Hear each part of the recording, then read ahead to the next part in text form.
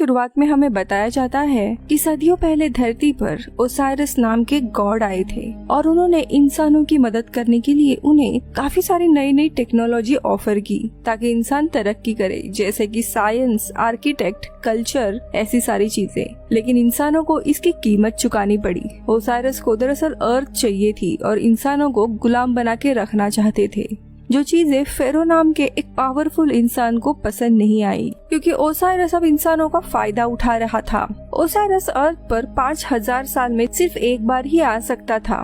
ये वो रात थी जब स्टार्स पिरामिड के ऊपर एक खास तरह की अलाइनमेंट बनाएंगे, जिससे आसमान से एक लाइट निकलेगी और उसी लाइट के मदद से ओसाइरस अर्थ पे आ सकता था। लेकिन जब ऐसा होने वाला था तब फेरो ने लाइट ऑफ गॉड की मदद से आसमान से आने वाली उस लाइट को कहीं पे छुपा दिया, जिससे ओसाइरस अर्थ पे नहीं आ पाया। लेकिन अब ओसाइरस के फॉलोवर्स फेरो को मारने के लिए आए, तो फेरो ने उन सारे लोगों को पिरामिड में ही बंदी बना दिया और उन्हें मरने के लिए छोड़ दिया।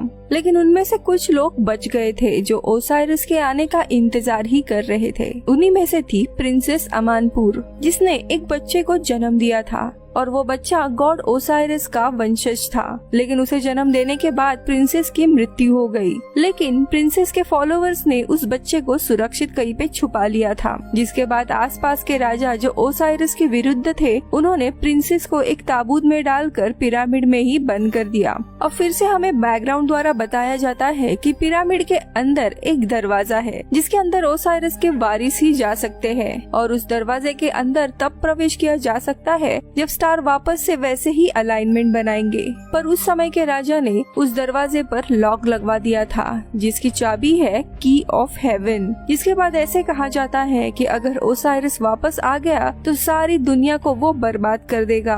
अब कहानी आती है प्रेजेंट में। हम कुछ आर्कियोलॉजिस्ट को देखते हैं जो पिरामिड के साइट पर किसी चीज की खोज करने आए थे। ये प्रोफेसर हेडन की साइट होती है। दरअसल 7 दिनों में वापस से स्टार्स वैसे ही अलाइनमेंट बनाने वाले थे और उसके लिए उन्हें की ऑफ हेवन ढूंढनी थी। इसी दरम्यान हेडन को एक फोन आता है और वो बात करने के लिए कहीं चले जाते हैं। तभी वहाँ पे एक आदमी आकर हेडन की बड़ी सी छड़ी को लेकर भाग जाता है। अब हम पीटर नाम के एक आदमी को देखते हैं, जिसे वही आदमी आकर हेडन की स्टिक लाकर देता है। जिसके बाद पीटर एक पुरानी चीजों की दुकान पर आता है, जहाँ पे वो दुकानदार को पैसे देते हुए कहता है कि उसे की ऑफ हेवन चाहिए और वो आदमी पैसे देकर तुरंत उसे की ला कर देता है। लेकिन तभी पीटर उस आदमी को उसी स्टिक के चाकू से मार देता है, वहाँ से चला जाता है। अब इसी दरम्यान वहाँ पे हेडन भी आ जाता है, लेकिन तभी उसे पीटर फोन करके कहता है कि चाबी अब मेरे पास है और उस आदमी को भी मैंने तुम्हारी ही छड़ी से मारा है, जिसपे तुम्हारे ही फिंगरप्रिंट्स है,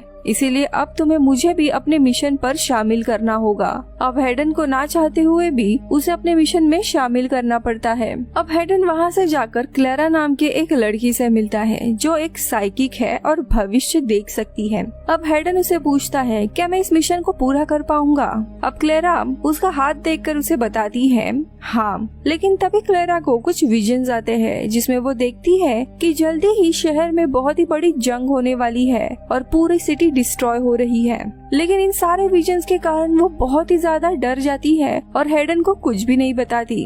खैर अब अगले दिन साइट पर एक प्रोफेसर आते हैं जो हेडस के ही दोस्त होते हैं। वो बताते हैं कि कल रात आए हुए तूफान के कारण पिरामिड अपने आप चमकने लगा है, जिसे देखकर हेडन काफी खुश हो जाता है और अब वो प्रोफेसर से कहता है तुम्हें अब मेरे लिए इस पिरामिड से अंदर जाने का रास्ता ढूंढना ही होगा।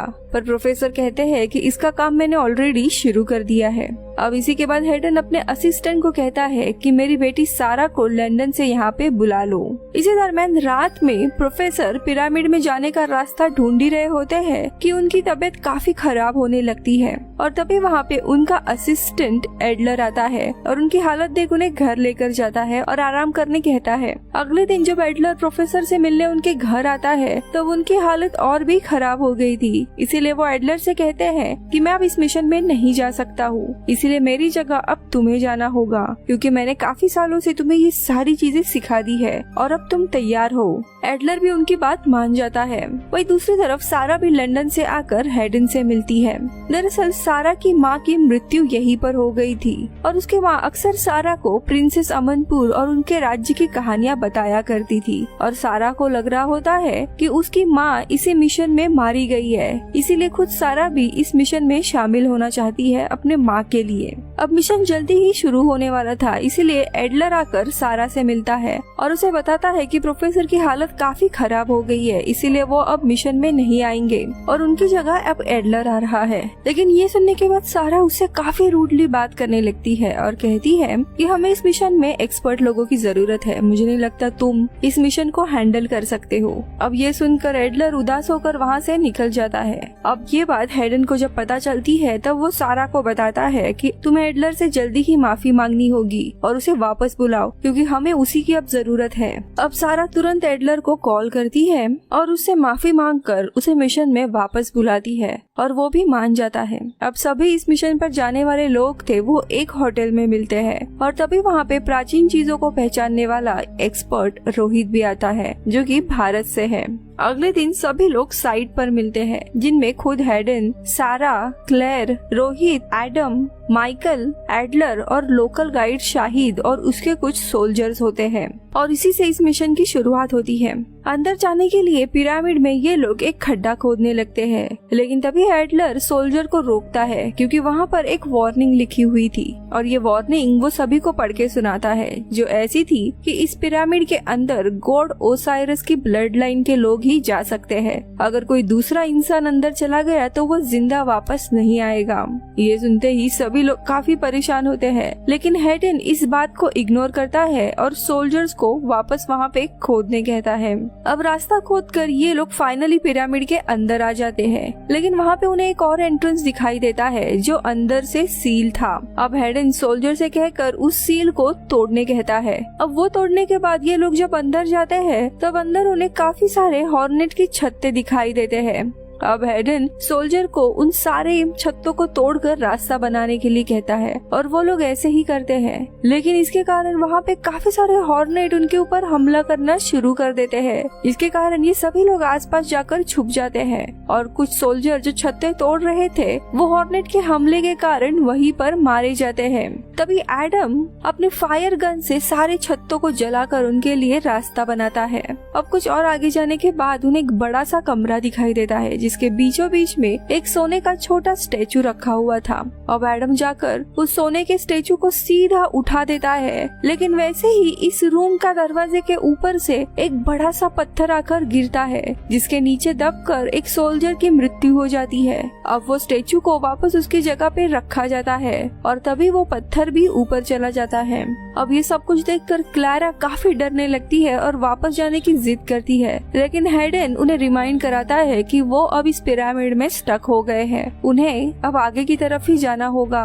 अब आगे जाने पर रोहित को एक अजीब से टाइल्स का पैटर्न दिखाई देता है। ये एक ट्रैप था और अगर गलत टाइल्स पे पैर दिया तो कोई भी ट्रैप एक्टिवेट हो सकता था। इसीलिए अब वो कैलकुलेट करने लगता है कि किस टाइल्स पर पैर रखना सही होगा और वो जैसे एक टाइल्स पर पैर रखता है ऊपर से एक बहुत ही बड़ा पत्थर आकर वहाँ पे गिर जाता है, लेकिन थैंकफुली रोहित पहले ही बच जाता है। जिसके बाद एडलर की मदद से वो अपना कैलकुलेशन वापस करता है और सही टाइल्स का रास्ता बनाता है, जिस पर से सारे लोग आगे निकलते हैं। आगे जाने के बाद उन्हें एक पत्थर दिखाई देता है जिस पर प्राचीन भाषा में कुछ लिखा हुआ था। अब एडलर और रोहित उसे समझने की कोशिश करते हैं, जहाँ पे एडलर बताता है कि इसके नीचे कोई रास्ता है और जैसे ये लोग पत्थर को हटाते हैं वहाँ पर उन्हें नीचे जाने के कुछ स्टेयर्स दिखाई देते हैं। अब सभी लोग एक एक करके नीचे आते हैं तो ये एक बेसमेंट में कमरा बना हुआ था और वहीं पर प्रिंसेस अमानपुर का ताबूत भी था।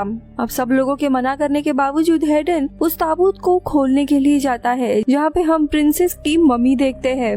रोहित अब प्रार्थना करने लगता है कि इसके आत्मा को भी शांति मिले, लेकिन अगले ही पल में हेडन उस शव को उठाकर सीधा नीचे फेंक देता है, जिसे देखकर सभी लोग काफी हैरान होते हैं। लेकिन हेडन बताता है वो सिर्फ यहाँ पे ओसाइरस का टेम्पल ढूंढने के लिए आया है, जो कि इस पिरामिड के बेसमेंट में है। जिसके बाद पीटर उसे की ऑफ हेवन देता है फिर वो उस चाबी को वहाँ लगाता है जहाँ पे ताबूत को रखा गया था। अब इसके कारण वहाँ पे से एक रास्ता निकलता है और सभी लोग उस रास्ते के अंदर जाने लगते हैं। अब उस पैसेज से जाते हुए हेडन पीटर को वार्न करता है कि वो इस ग्रुप के पीछे रहेगा ताकि लास्ट टाइम की तरह किसी भी सोने के स्टैचू को वो उठाए ना। लेकिन इस बात से वो काफी गुस्सा हो जाता है और सबसे आगे जाने लगता है, लेकिन इसके कारण उसका पैर एक पत्थर पर गिर जाता है।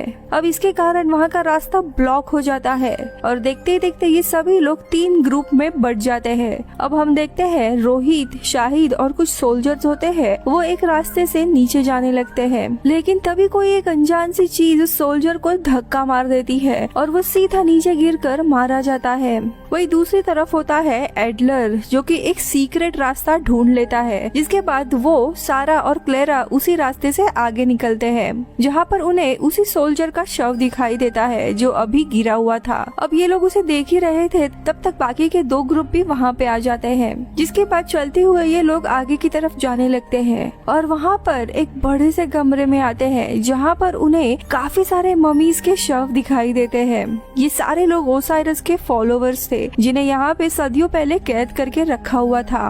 अब क्लारा उन्हें एक भविष्यवाणी बताती है कि जब ओसाइरस के वारिस का खून टेम्पल पे लगेगा और तारों का अलाइनमेंट सही होगा, तब ये सारे मम्मी जग जाएंगे और पूरे दुनिया को बर्बाद कर देंगे।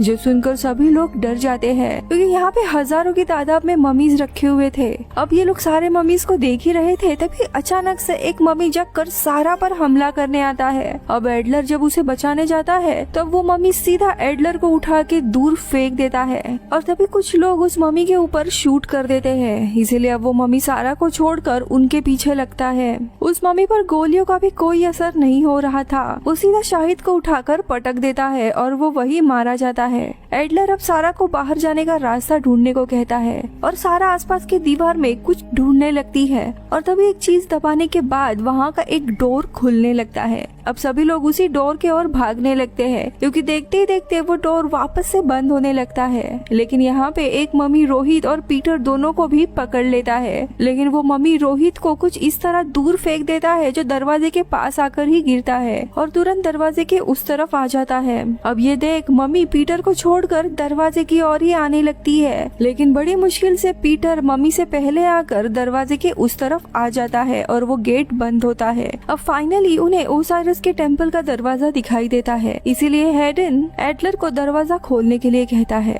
लेकिन वो बताता है कि इस दरवाजे के अंदर ओसाइरस का वंशज ही जा सकता है, नहीं तो ये पूरी जगह बर्बाद होगी। अब यहाँ पे हेडन सारा से एक शॉकिंग जानकारी शेयर करता है कि तुम्हारी माँ ओसाइरस के वंशज में से ही एक थी और तुम उनकी बेटी हो, यानी कि तुम ओसाइरस की ब्लड लाइन हो और इसीलिए मैंने तुम्हें यहाँ पे बुलाया था ताकि तुम्हें यहाँ पे यूज करूँ। और वो सारा को गन पॉइंट पे पकड़कर अंदर जाने कहता है। अब ना चाहते हुए भी वो दरवाजे के ओर जाकर खड़ी हो जाती है, जिसके कारण अचानक से वो दरवाजा चमकने लगता है और खुल जाता है और यहीं पर उन्हें अब ओसाइरस का टेम्पल दिखाई देता है जिसमें बहुत ही बड़ी बड़ी मशीनरी रखी हुई थी। वही दूसरी जगह एडम सारा को एक जगह पर बिठाकर उसके हाथ बांध देता है, जिसके बाद हेडन यहाँ पर रिवील करता है कि मैं अब सारा का खून इस जगह पर गिराऊंगा और ऐसा करते ही ओसाइरस धरती पर आ जाएगा। अब ये सब कुछ सुनकर सभी लोग काफी डरने लगते हैं। वही एडलर चुपके से सारा को बचाने के लिए जाता है, लेकिन एडम उसके ऊपर गोली चला देता है,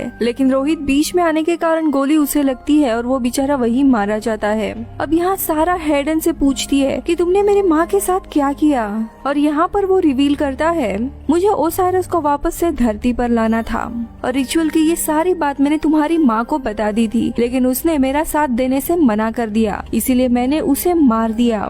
जो सुनकर सारा काफी हैरान और दुखी हो जाती है कि उसके पिता ने ही उसके माँ को मार दिया है। जिसके बाद हेडन जबरदस्ती उसका खून उस बड़े से स्ट्रक्चर में गिराने लगता है, जिसके कारण सारी मशीन अब चालू हो जाती है और अचानक से एक होलोग्राम आकर उसमें से रोशनी निकलने लगती है और वो रोशनी मम्मीज पर आकर गिरती है, जिससे अब वो वापस जिंदा होने लगते हैं। अब हेडन ओसाइरस को लाने के लिए प्रार्थना करने लगता है, जहाँ पर वो बताता है कि एक बार अगर ओसाइरस आता है तो उसके फॉलोवर जिसने ओसाइरस को अर्थ पे लाया है उन्हें भगवान का दर्जा दिया जाएगा और इसीलिए वो ये सब कुछ कर रहा था।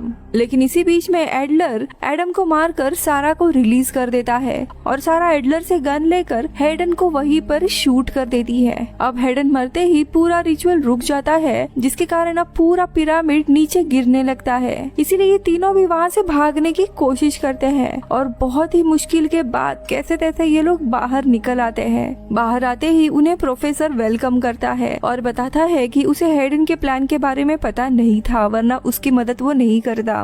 और इसी के साथ ये मूवी खत्म होती है। मिलती हूँ अगले वीडियो में। Bye bye.